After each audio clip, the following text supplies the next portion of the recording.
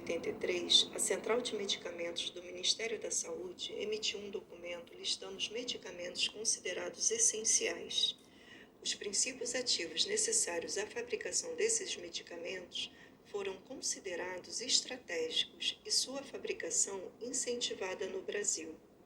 A MB vislumbrou uma oportunidade de desenvolvimento neste programa de nacionalização de insumos farmacêuticos e criou uma divisão química que seria encarregada de preparar um projeto para ser apresentado à SEMI e, se aprovado, desenvolver as tecnologias necessárias. A SEMI aprovou a proposta da MB e os primeiros recursos foram liberados em janeiro de 1984. Em 1986, a SEMI premiou o esforço da MB através de novo apoio destinado à transposição de escala de mercaptopurina e azatioprina. Estes dois fármacos eram importantes para dois grandes programas nacionais, o de câncer e o de transplante de rins. Lotes pioneiros foram produzidos ainda em 1986 e a produção industrial de azatioprina iniciada em 1987. Naquela época, a verticalização dos processos era considerada importante pelo seu efeito multiplicador e pela economia de divisas. Por isso, a MB teve que desenvolver suas sínteses a partir de matérias-primas bastante primárias. O desenvolvimento de um projeto promove a evolução da empresa de forma orgânica. Assim, como em outros projetos, foram introduzidas diversas soluções inovadoras. Foi um processo de aprendizado extraordinário que marcou o rumo da MB nos anos seguintes. À medida que as atividades sintéticas da MB foram se expandindo em qualidade e quantidade, foi necessário pensar na expansão das instalações. A microbiológica sempre foi uma empresa, desde os primórdios, de cunho científico.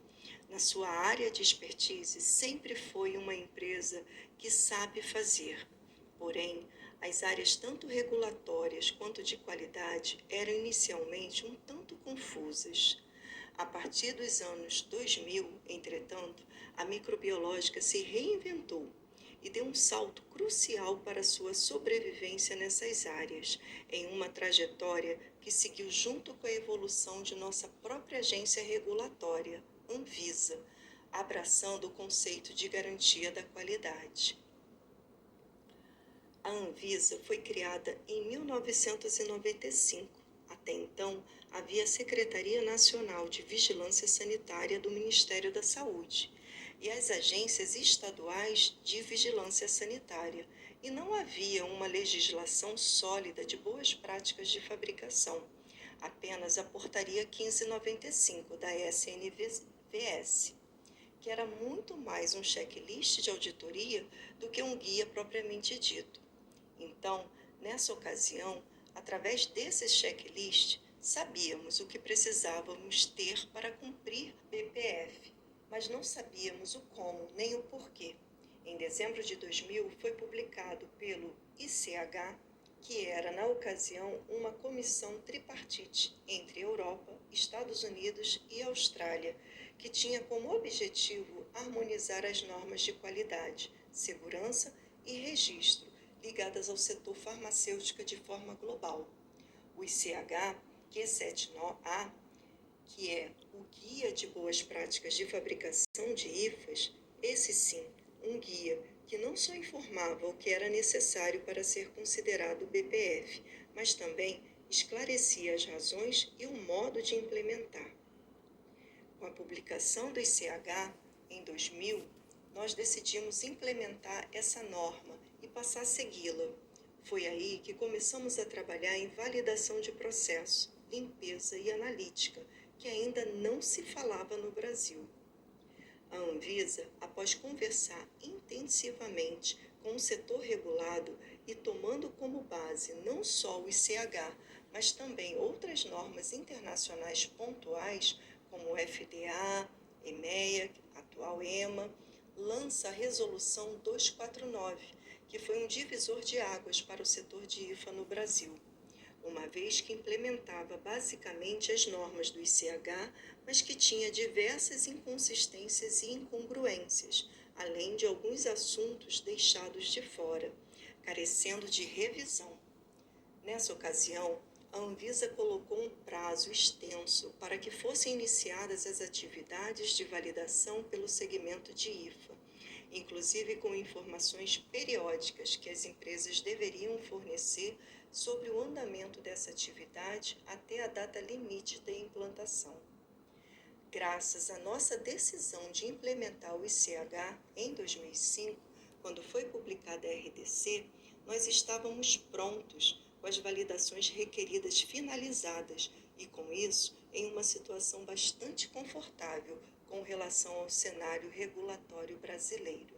Em 2014, é finalmente publicada a RDC 69 pela Anvisa, que foi a norma marcante para o setor de IFA, uma vez que ela corrigia os pontos que necessitavam de atenção na RDC 249, incluindo validação de sistemas computadorizados, incluindo a questão de gerenciamento de risco e permitindo que fossem compartilhadas áreas, inclusive com o setor de cosméticos e alimentos, baseado em avaliação de riscos.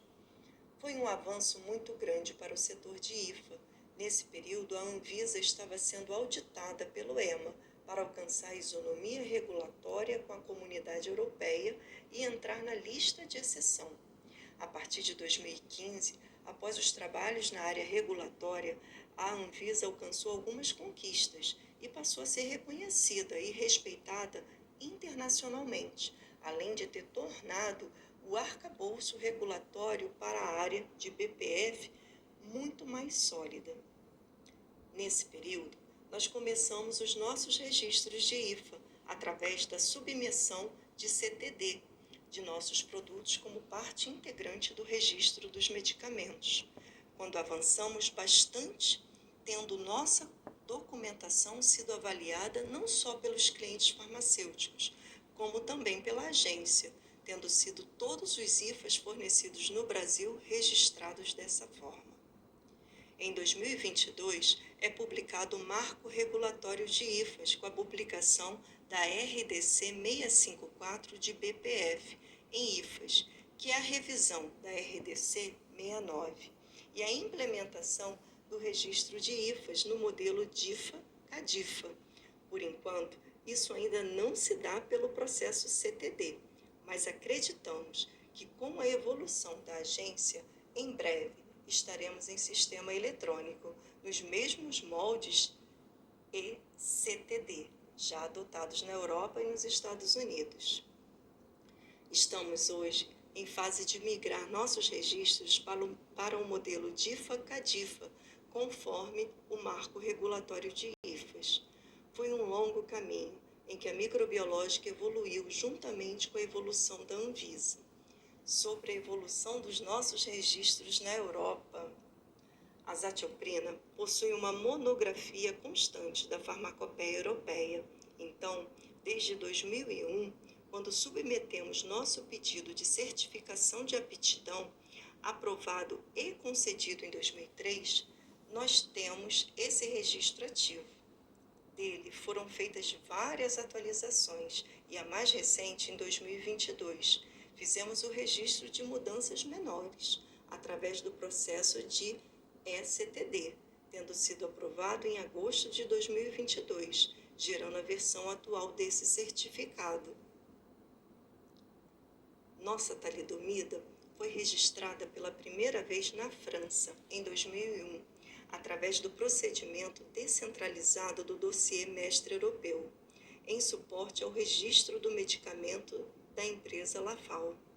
Em 2021, iniciamos o processo de registro de nossa talidomida no EMA, através do procedimento ECTD, que foi aprovado em 2022, em suporte à autorização de comercialização da Lipomed na Europa.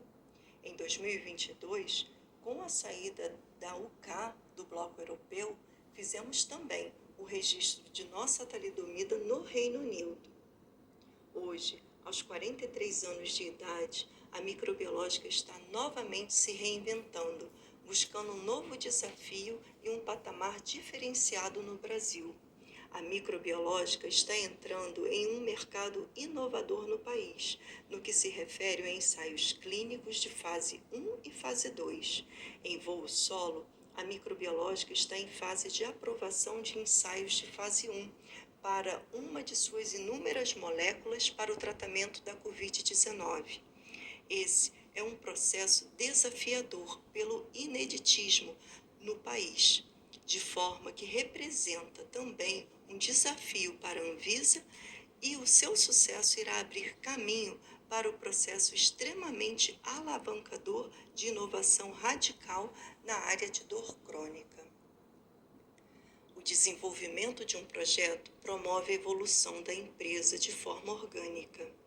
É a atividade estruturante que facilita a formação dos recursos humanos.